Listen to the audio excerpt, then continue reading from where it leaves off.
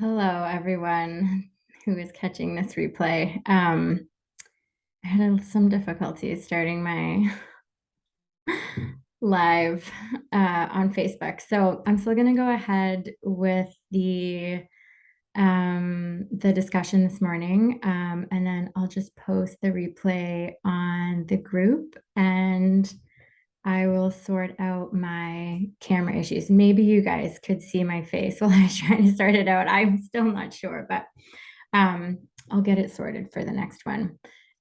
So yeah, the link is posted in the group and hopefully some people join. And if not, I will post the replay. Okay, so hello and welcome. The next 20 minutes or so, I just want to talk a little bit more about my story, particularly as it pertained to my um, my participation and my professional work in the healthcare system. Um, we're going to talk a little bit about some of these clearing techniques. I'm going to share some of these clearing techniques that really helped me when I was still working in traditional healthcare, and they're clearing techniques that I continue to use all the time throughout my day. And then we'll finish the discussion, or me just speaking to you, with a bit about the respiratory diaphragm course and how this all kind of ties together in a beautiful integrative wellness way. So thank you for spending the next 20 or so minutes with me. I really appreciate it. Um, I've spoken about this before, and I'm just going to talk a bit about it again because from my time in healthcare and within that system and working with the beautiful people within that system, um, I know that I wasn't alone in how I was feeling. Okay. So I have always been this very emotionally open individual who cares deeply, is very compassionate, and who feels a great sense of worth, a great sense of worth when I am supporting and holding space for others. So, and I've been this my entire life. So it really made sense that moving into a helping profession was kind of like the way to go. What I quickly came to realize, and this was definitely an extension of kind of how I was showing up in my life prior to kind of like going into a more like professional path, um, was that um, working in this particular helping system, this particular helping industry, just didn't feel great in my physical body. So what I mean by that, and when I tune into that, and this is years of kind of like self-reflection and trying to sort out why I was feeling so heavy and so tired, and how those would manifest in a physical pain in the body. Was that there was kind of like this overarching theme of feeling very responsible for the well-being of the people that I was working with, feeling very responsible for like their entire experience when they were working with me. So in this way where if you're okay and if you're feeling better, then like I'm okay and I'm feeling better. So it was this constant awareness that I really was putting other people, especially in that professional capacity. Everyone else was coming before me. And I do feel like this could extend into the education system and in and out of the hospital system and in and out of people who are just working with the public on a day to day. You're also typically working with people in those settings when they can be at their most vulnerable. So there's oftentimes a lot of kind of emotion and that emotional energy like, tied up in some of those interactions. Um, but this narrative in the helping system, um, very much around the idea that there's almost like this expectation to take on the emotional well-being and the responsibility of your clients or your patients or your students, the little people that you're responsible for. um, so again, the narrative is just really supporting like this doing and this taking on and this fixing as a way of helping. And if you're like me and you understand that this is what is needed, but you just physically and emotionally and energetically and on every level of your being just can't show up in this way, um, it's it's not great. It doesn't feel great, right? So there are feelings for me of shame. I should be able to show up in this way and be able to do all of these things, but I can't. It's not working for me. There were these feelings of feeling selfish for needing to like recognizing that I needed to put my own emotional and energetic well-being first, kind of working in and out of this system day to day. And just these feelings of just not feeling good enough, right? So just coming back to that self-worth piece again. um, in and around the shame, I also felt, this dread of this responsibility. I would wake up with it every morning, just kind of like the dread of the responsibility of the day in a way. And there was also a lot of anxiety there for me. The anxiety piece ties in for me because you kind of make up these expectations, right? Like unless you have a very clear kind of constant good communication with your client, and this is outside of goals, this is more of like an emotional well-being standpoint. You have like these expectations, and oftentimes these expectations are just stories you're kind of making up about the whole scenario. um, if you do work in some of these helping systems, you may relate to this with like a certain client or a certain student that you feel overly responsible for, in a way that just isn't healthy for you or for them. And we'll get into that.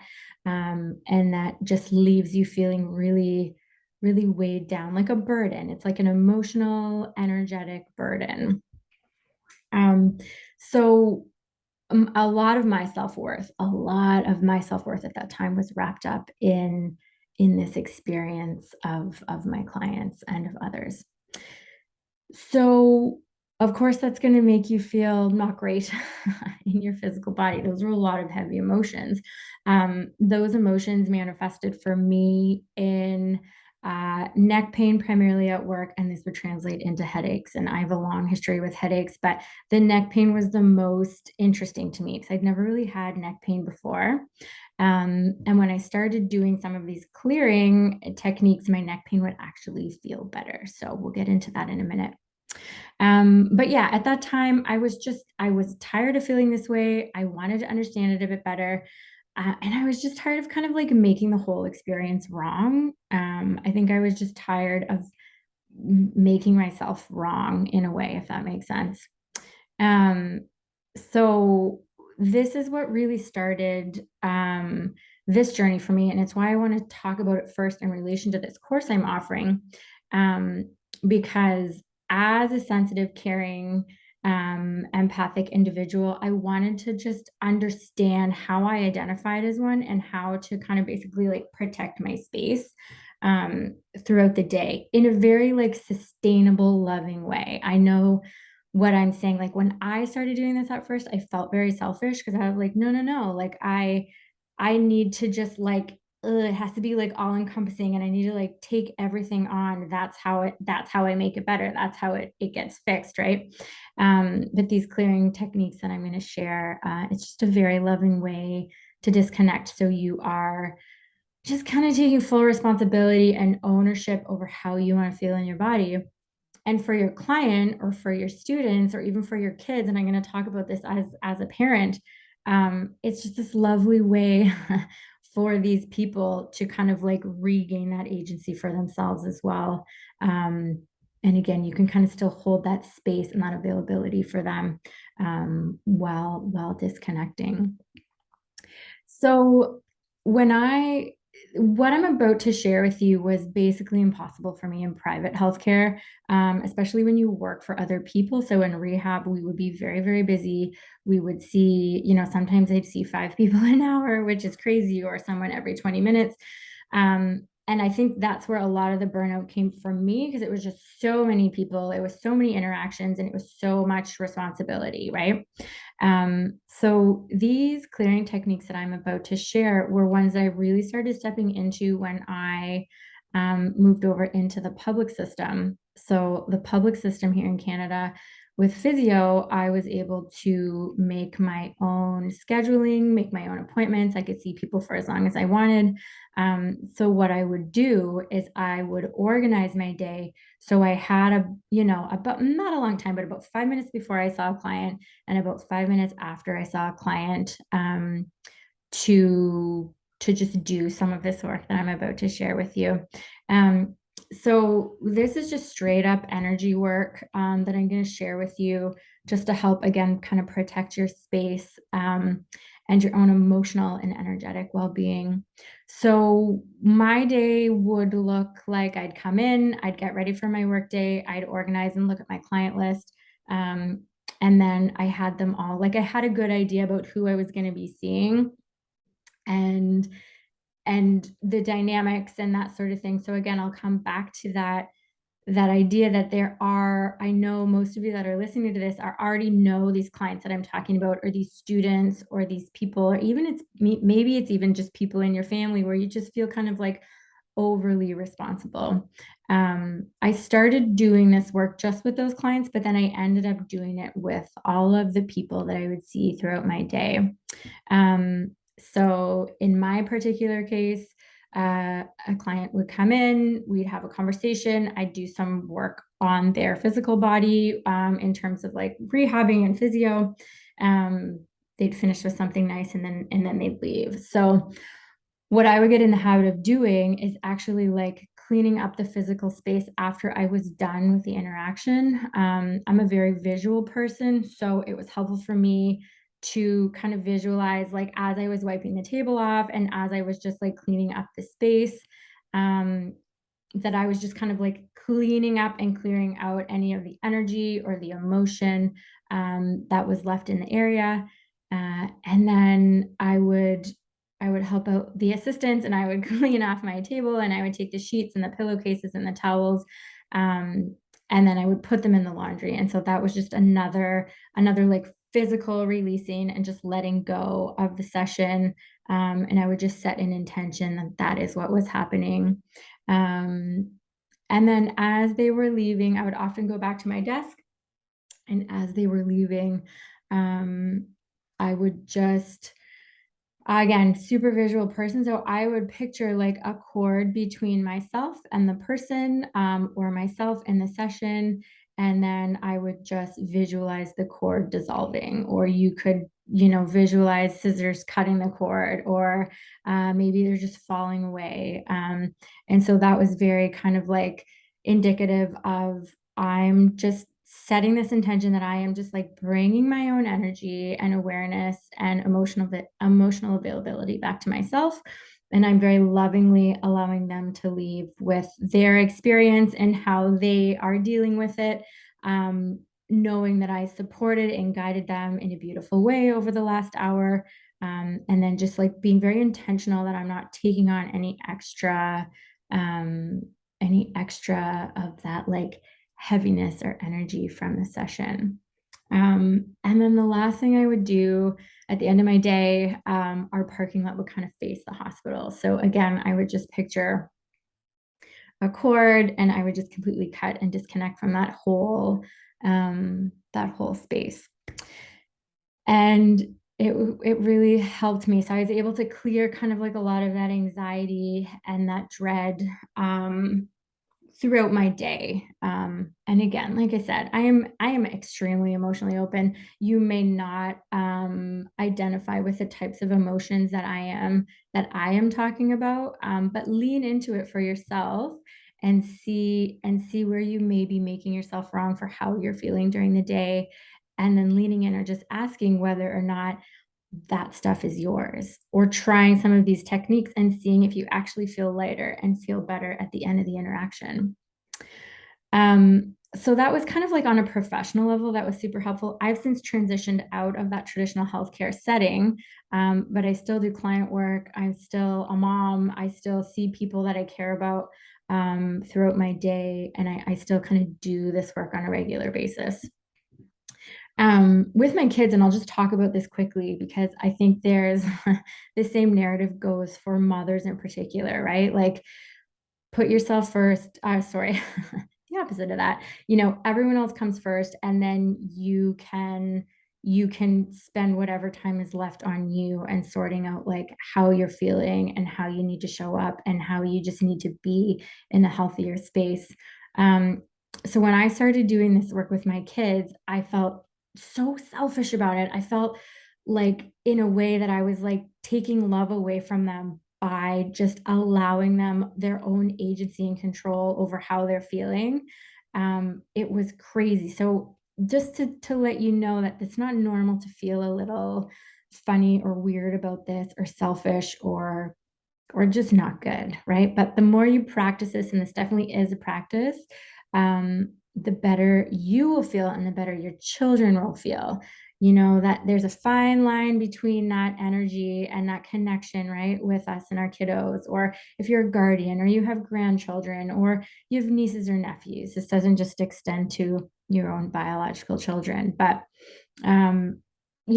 mothers and parents in this way, we have so much space and availability for these little people, and on a physical level, we support and we guide and we let them run and jump and play and test the limits of their physical boundaries. And then on an emotional level and an energetic level, we're also there to support and guide um, when they're having a heavy emotion or when they are just like having an emotion about whatever. We're there to kind of guide them through the emotion. We're a safe space for them. We are supporting and we are guiding and we are loving. That is what you do all throughout your day. But then when that is through, when those beautiful little people have come through that emotional tunnel and they're feeling better, you can give them a hug. You can watch them walk away and you can do this cord cutting with them. You don't have to stay in that energy any longer than they did. And cutting that cord from them, cutting that energetic or that emotional, just kind of like attachment to them, it helps them just kind of like take that agency and that control back over how they are feeling, right? So, okay, mommy's there and she just helped me through this. And now I can go and like, I can go do this thing and I can feel this way. And then you can kind of step back and do the same thing. So, just again, it's about lovingly just holding space for people's experience and then that just being good enough.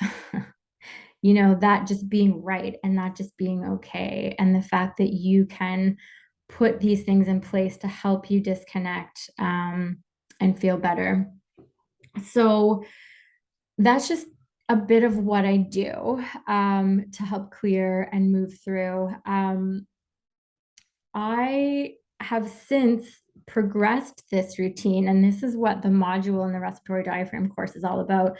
I have since progressed this routine to really anchoring into like, this is how I want to feel today. So I do about 20 minutes of this work first thing in the morning and at the end of my day. So part of the course, part of the energy body course here, it's really kind of like diving into how this shows up for you in your body and in your life. And then the breathwork session in and around the energetic body course is a beautiful meditation to help ground you into your body, just kind of be in your own authentic space and like how that feels. And then it's just like clear directions on cord cutting and starting to do some of this stuff as a starting point for your day. So you can kind of, if you're like me and you just sometimes wake up with the dread of the day, this is a really lovely way to just clear that because a lot of it is not yours. And then you can start the day just feeling lighter and feeling better. So that's really what the energetic body component of this course is, and how that ties into the respiratory diaphragm is that the respiratory diaphragm is located in the solar plexus, and our solar plexus is very much tied up in our sense of self, how we identify to ourselves, like our sense of worth and our worthiness is there.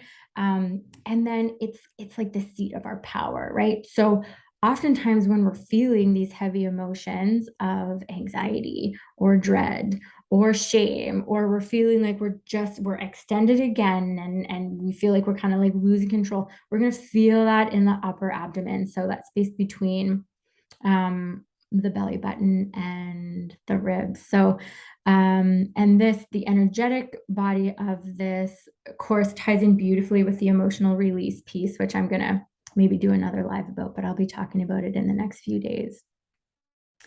So that is pretty much it for the live today. I'm going to be posting a little bit more about the course and when we're going to start. But if in the meantime, if you have any questions about this type of energy work that is just so easy to kind of do on your own, please reach out and let me know. And if you have any questions about the course, please reach out and let me know. And again, thank you for your patience today, and hopefully you can all catch the replay.